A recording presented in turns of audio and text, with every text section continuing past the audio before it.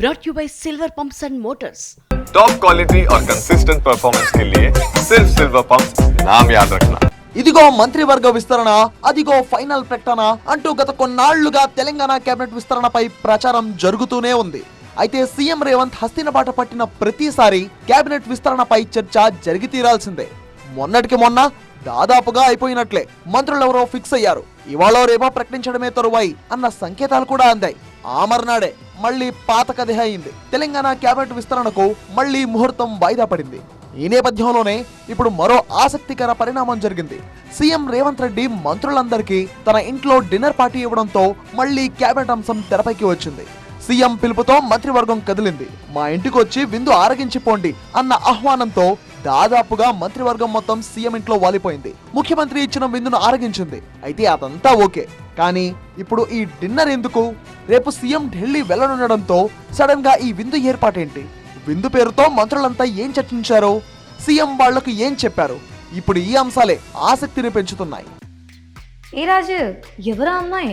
ఇది marriage invitation కాదు, నేను కొత్త బిజినెస్ స్టార్ట్ చేస్తున్నాను. కానీ ఎలా? బాస్ వాలా. బాస్ వాలా, be the boss. Cabinet berth కోసం 1000 కళ్లతో ఎదురు చూస్తున్న నేతల్లో మరింత ఉత్కంఠ రేపుతున్నాయి. మొన్ననే మంత్రివర్గ విస్తరణ దాదాపుగా పూర్తయిందని కాంగ్రెస్ జాతీయ అధ్యక్షులు మల్లికార్జున్ ఖర్గే అందుబాటులో లేకపోవడంతో ప్రకటన వాయిదా పడిందని పార్టీ నేతలు చెప్పుకొచ్చారు. ఖర్గే ఈ నెల 30వ తేదీన అంటే రేపు ఢిల్లీలో ల్యాండ్ అవుతారు. అలాగే ఇటు నుంచి సీఎం రేవంత్ రెడ్డి కూడా రేపే హస్తినకు వెళ్తారు. దీంతో ఇన్నాళ్ల నిరీక్షణకు రేపు ఎండ్ కార్డ్ పడబోతుందన్న ప్రచారం గట్టిగా నడుస్తోంది.